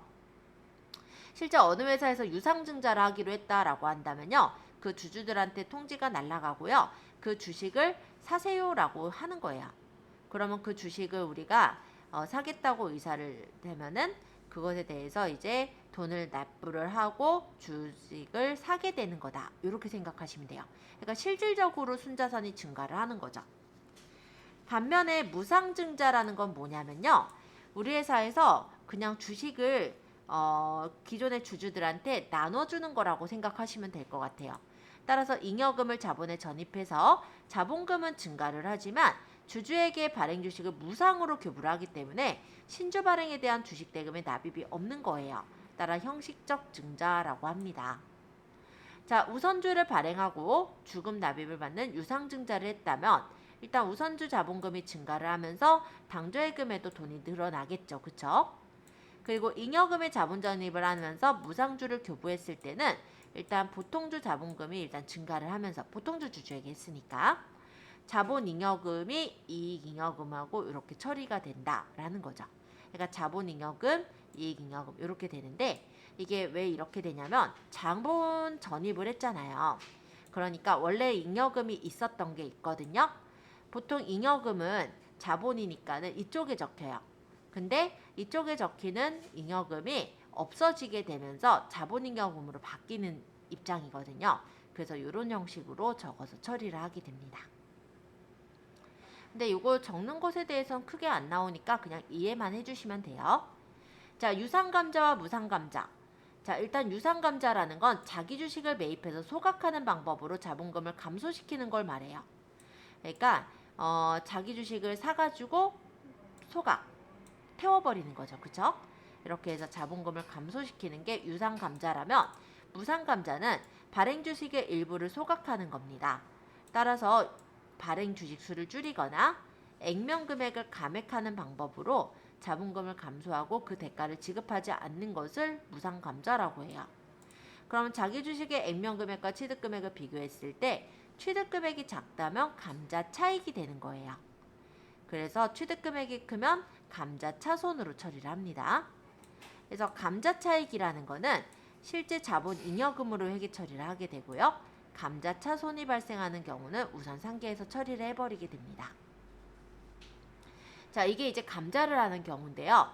액면 금액이 원래 10만원짜리 주식이에요. 근데 우리가 9만원에 매입 소각을 했대요. 매입해서 사서 소각한 거예요. 그쵸? 자, 유상 감자를 한 건데 여기서 액면가가 10만원이었잖아요. 이게 없어지죠. 소각했으니까.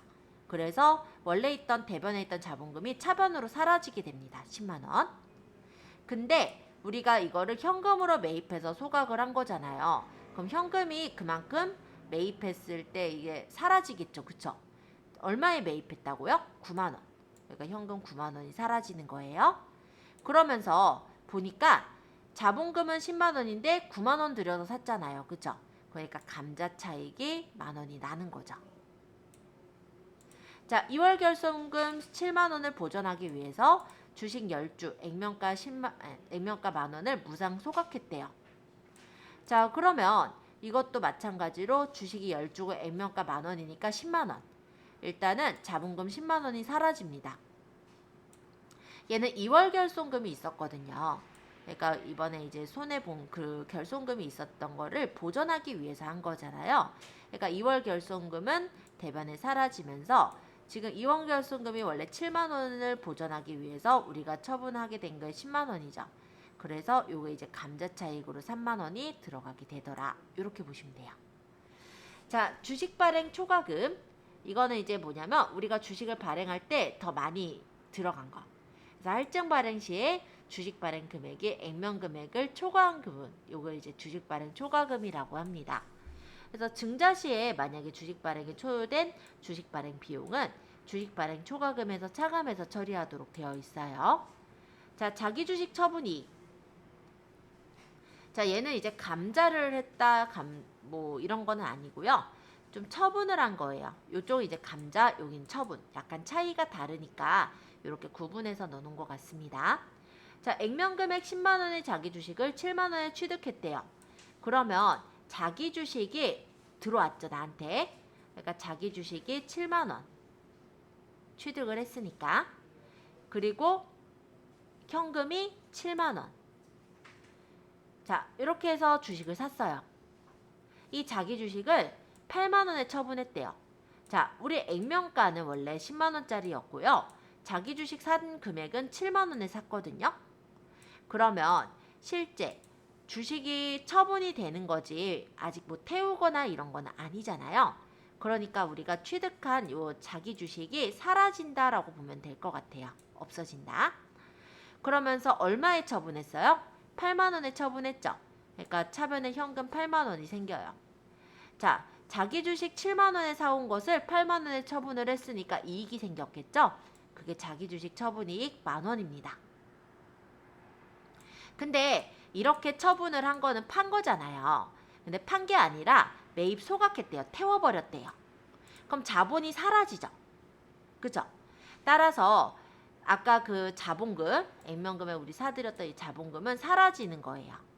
그러면서 뭐가 없어지냐면 내가 자기 주식을 취득했던 게 사라지겠죠? 그러면서 실제 자기 주식 7만 원 들여서 10만 원짜리 자본금을 소각을 했으니까 감자 차익이 3만 원이 발생을 하는 거예요. 좀 헷갈리죠? 자기 주식 처분 이익은 자본 잉여금으로 들어갑니다. 얘는 자본 잉여금인데요. 자기 주식 처분 손실로 들어가는 건 자본 조정 쪽에 차감 항목으로 해당되는 거 그거 한번 읽어두시고 자본 조정 볼게요. 자본 조정은 당해 항목의 성격으로 보아서는 자본 거래에 해당하지만 최종 납입된 자본으로 볼 수가 없거나 자본의 가감 성격을 갖고 있어요. 그래서 자본금이나 자본잉여금이 아닌 것들을 자본 조정이라 하는데 보통 보시면 거의 다가 감소할 항목들이 좀 많이 있기는 합니다. 근데 그 항목만 들어가는 건 아니고요. 가산할 항목도 들어가게 되니까 얘네들이 자본 조정에 들어가는구나 정도로 봐두시면 될 것 같아요. 자, 일단 첫 번째 나온 자기 주식이라는 건 회사에서 이미 발행한 자기 회사의 주식을 사들이는 것을 말합니다. 근데 보통은 자기 회사의 주식을 다시 사들이는 거는 원칙적으로는 해당되지 않아요.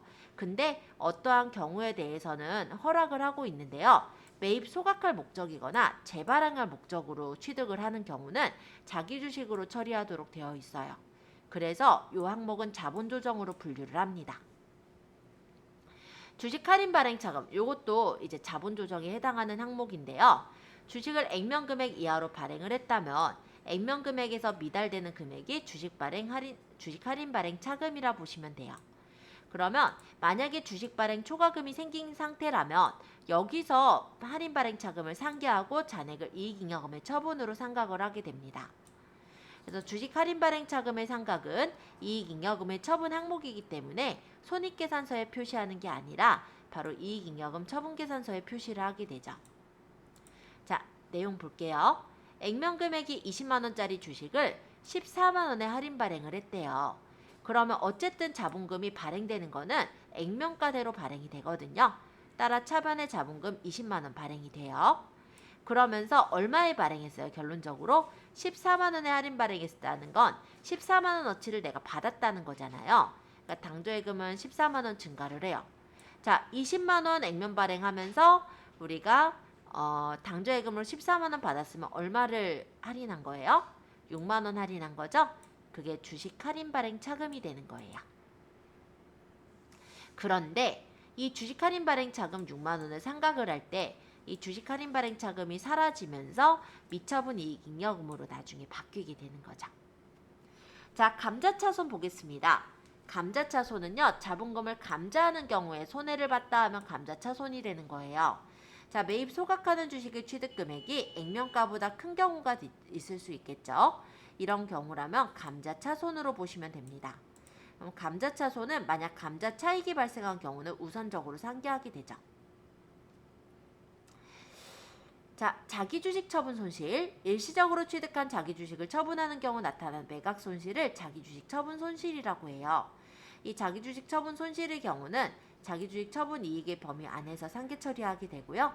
잔액은 자본 조정으로 구분하게 됩니다. 자, 미교부 주식 배당금. 자, 이거는 이제 배당금을 우리가 주식으로 하는 경우가 있죠. 그때 이제 배당 지급일까지 임시로 처리하는 계정인데요. 미교부 주식 배당금은 자본에 가산하는 항목이 돼요. 해서 배당하는 주식의 액면금액으로 계상을 하고 배당 지급일이 돼서 주식을 교부했을 때 자본금 계정에 대체가 되는 임시 항목 같은 겁니다. 자, 기타 포괄손익 누계액. 일정 기간 동안 주주와의 자본거래를 제외한 모든 거래와 사건으로 발생한 모든 순자산, 즉 자본의 변동에 대해서 포괄손익의 그 단기손익 항목을 제외한 항목이 바로 기타 포괄손익 누계액이라고 얘기를 해요. 근데 이거를 뭐 외운다기보다는 기타 포괄손익 누계액에 뭐뭐뭐가 들어가는지 그런 것들을 파악해 주시면 돼요. 자, 일단 첫 번째 매도 가능 증권 평가 손익입니다. 요거 저번서부터 계속 나왔었죠. 매도 가능 증권이라는 거는 뭐냐면 시장성이 없는 증권이었어요. 이거를 우리가 공정가치로 평가할 때는 평가 손익을 기타 포괄 손익 누계액으로 넣게 된다. 이렇게 기억하시면 돼요. 자, 재평가 잉여금. 요거는 유형자산을 유형별로 보고기간 종료일, 현재 그 공정가치로 재평가를 했을 때 장부금액을 초과하는 부분을 처리하는 계정을 재평가 잉여금이라고 얘기를 해요. 그때 기타 포괄손익 누계액으로 처리한 재평가 잉여금은 재평가 잉여금이 있는 유형자산을 처분할 때 당기손익인 재평가 잉여금 환입액으로 대체를 합니다. 자, 보통 이게 이렇게 넣는데 자, 보시면 장부금액이 원래가 1억 원의 토지래요. 근데 얘가 토지가 오르다 보면 4억 원으로 재평가가 될 수가 있죠. 그럼 토지가 얼마 늘었어요? 3억이 늘었죠. 그게 차변의 토지 3억 이렇게 늘어요. 그럼 그 는 것을 어떻게 표시하느냐 이건데 그게 이제 재평가 잉여금이라는 계정으로 표시를 하는 거예요. 근데 이 토지를 우리가 5억에 처분을 했대요. 그럼 토지는 얼마가 됐어요 현재? 재평가가 됐기 때문에 4억이 된 상태죠. 그래서 토지 4억이 나가요. 왜냐면 처분했으니까. 현금 받은 건 5억을 받았죠? 그럼 요거 재평가한 것도 처리해야 될 거잖아요. 그러니까 대변에 재평가 잉여금이 있었던 게 차변으로 사라지면서 유형자산 이게 이제 재평가 잉여금 환입액이 되고요. 왜냐면 이제 팔아버렸기 때문에 재평가 잉여금을 할 필요가 없으니까 없애는 거예요. 그러면서 나머지 이제 우리 1억 차이 나죠. 그게 유형자산 처분 이익이 되는 거예요. 요렇게 처리하는 게 재평가 잉여금의 처분 방식입니다. 그러면 자산이 8천만 원인가요? 8억 아, 여기요? 이 재평가 잉여금이 사라지는 거예요. 얘가 사라지면서 반대편에 환입으로 빼버리는 거죠. 그러니까 여기랑 여기랑 결론적으로 또이또이가 되죠. 상계가 되죠. 요렇게 처리가 된다라고 보시면 돼요. 자, 이익잉여금, 이익준비금과 임의적립금, 미처분 이익잉여금 이렇게 세 가지가 있어요. 자, 이익준비금은 상법상에 따라서 회사는 매 결산기마다 금전에 의한, 여기 표시 좀 할게요. 금전에 의한 배당금의 10%. 매 결산기마다 금전에 의한 배당금의 10% 이상을 자본금의, 여기도 표시 2분의 1에 달할 때까지 강제적으로 적립하도록 되어 있어요. 그래서 이익준비금은 아예 강제적인 사항이기 때문에 요거는 좀 아마 가끔씩 문제가 나올 수도 있거든요. 여기까지 밑줄을 긋는 걸로 해놓죠. 금전에 의한 배당금의 10% 이상을 자본금의 2분의 1에 달할 때까지 강제적으로 적립하도록 되어 있습니다. 그게 이익준비금이라고 해요. 자, 임의적립금. 임의적립금은 회사의 정관이나 주주총회의 결의에 의해서 회사가 그냥 임의로 이익을 내부에 유보해서 적립하는 것을 임의적립금이라고 해요. 그래서 이런 임의적립금은 장래에 투자 재원이나 손실을 대비해서 적립하는 것이기 때문에 적립 목적에 따라 적극적 적립금과 소극적 적립금으로 구분하긴 합니다. 자, 미처분 이익잉여금. 요거는 아직 처분이 되지 않은 이익잉여금인 거죠. 그러니까 전기에 이월된 미처분 이익잉여금과 단기에 순이익을 합한 게 미처분 이익잉여금이라고 하는데요. 보통 이제 배당을 하거나 다른 잉여금으로 처분되지 않고 있는 잉여금이 바로 미처분, 아직 처분되지 않은 이익잉여금이다 라고 보시면 되겠습니다. 그래서 만약 단기 순이익이 발생하면 손익계정에서 미처분 이익잉여금으로 대체가 되는 거고요. 단기 순손실이 발생했을 때 손익계정에서 미처리 결손금 계정으로 대체가 되는 거예요.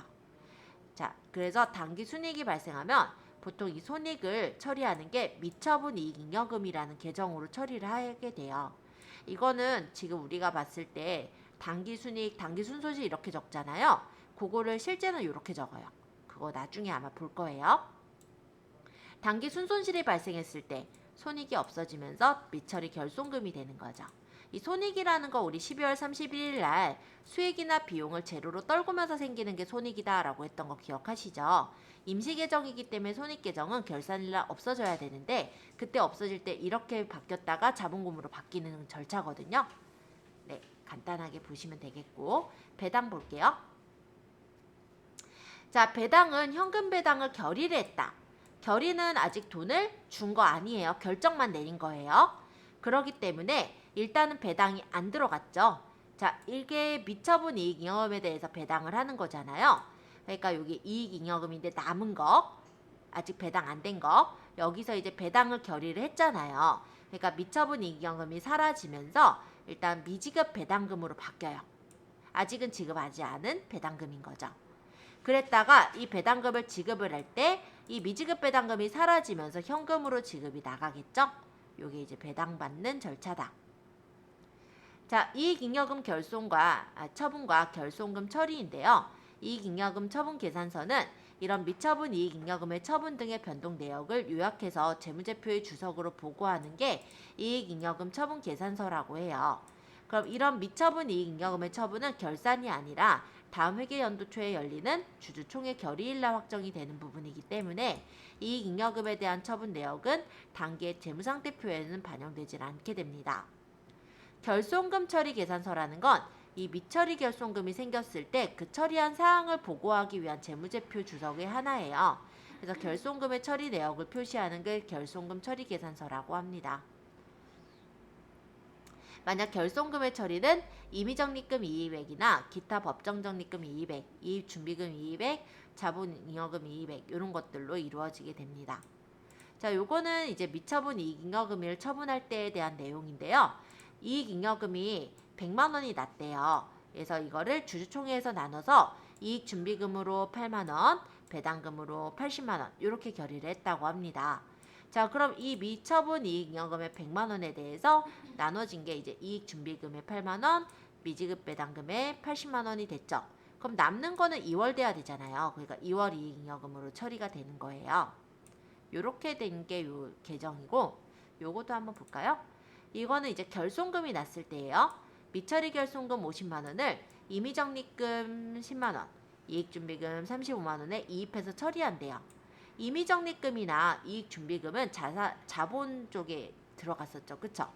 그래서 이 미처리 결손금이 사라지면서 자본의 감소가 일어나는 거예요. 그리고 남는 건 2월 결손금. 그죠? 똑같아요. 확인 예제 보도록 하겠습니다. 회사의 자산과 부채가 다음과 같을 때 자본은 얼마일까요?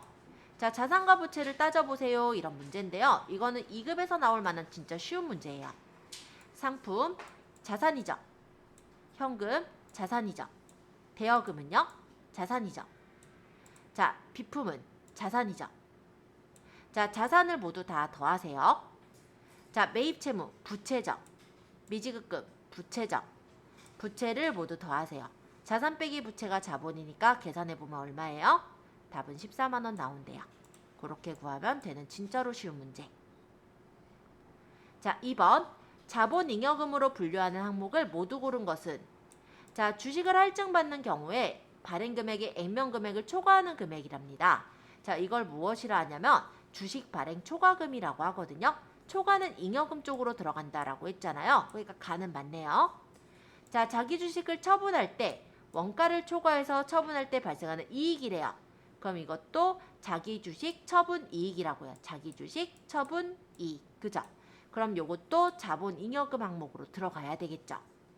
자, 주식 발행 금액이 액면 금액에 미달한대요. 자, 이거 뭐예요? 액면 금액에 미달했어요. 그럼 주식 할인 발행 차금이죠. 요거는 자본의 오히려 조정 쪽에 들어가겠네요. 자본 조정 쪽에. 그죠? 상법 규정에 따라 법정 적립금. 요거 뭐예요? 이익 잉여금. 그죠? 그럼 얘네 둘은 자본 잉여금이 아니니까 답은 가하나. 답은 1번이 되겠죠. 자, 3번. 일반 기업 회계 기준에서 자본 잉여금으로 분류되는 계정 과목은? 자, 자본이 남았어요. 어디 있어요? 감자 차익. 자, 다음과 같은 내용으로 분류되는 계정 과목은 무엇인가요? 자본 거래에서 발생하며 자본금이나 자본 잉여금이 아니래요. 자, 이거 뭐였어요? 자, 감자차손 자기주식 이거 뭐였어요? 자본 조정에 대한 내용이잖아요. 근데 자본 조정이 아닌 걸 찾아라. 같은 기준이네. 자본 조정인 걸 찾아라 이 얘기니까 주식 할인 발행 차금이 답이 되겠죠. 자, 주주총회에서 현금 배당이 결의됐대요. 결의됐다는 건 아직 돈이 배당되지 않은 건데 이후에 실제 현금으로 배당이 지급된다고 하네요. 자, 현금으로 배당이 지급됐다라고 한다면 우리 회사 입장에서 현금이 나간 거예요. 현금이 나갔으니까 자산의 감소가 일어났겠죠. 그쵸? 이쪽이에요. 자, 그러면서 미지급 배당금이라는 게 사라질 거거든요. 자, 미지급 배당금, 미지급과 뭐 좀 비슷한 느낌이지 않아요? 따라서 부채의 감소, 자산의 감소, 답은 2번이 되겠네요. 자, 평가 문제는 한번 보고 오실 수 있도록 역시 그냥 오늘은 설명하지 않도록 할게요. 그렇게 해서 저희가 이제 자본 파트까지 설명을 끝냈어요. 그래서 부채랑 자본 파트 일단 평가 문제 풀어가지고 오시는 게 숙제라고 보시면 되겠고, 평가 문제에 대해서는 일단은 설명이 또 필요하다면 제가 설명을 해드릴 거니까 그렇게 참고해 주시면 될 것 같습니다. 그리고 지금 11시 58분이니까요. 조금 있다가 너무 2분 쉬는 건 너무했죠? 12시 10분에 시작할게요. 12시 10분에는요. 저희 실기하려고 했던 거 마저 좀 할게요. 그래서 혹시 자리에 K랩이 안 깔려서 저번 시간에 못 하셨거나 저번 시간에 빠지신 분들은 혹시 쉬는 시간에 조금 제가 약간 넉넉하게 드렸잖아요. 쉬는 시간 동안에 좀 적어주시면 좋을 것 같은데 저희가 어디까지 했었냐면요. 거래처 등록 파트까지 했었어요. 그래서 오늘 들어갈 차례가 217페이지 계정 과목 및 적요 등록 차례거든요. 그러니까 혹시 앞부분이 빠진 분들은 사업자 등록하는 거랑 거래처 등록하는 것까지만 좀 부탁드릴게요. 이따 12시 10분에 시작하도록 하겠습니다.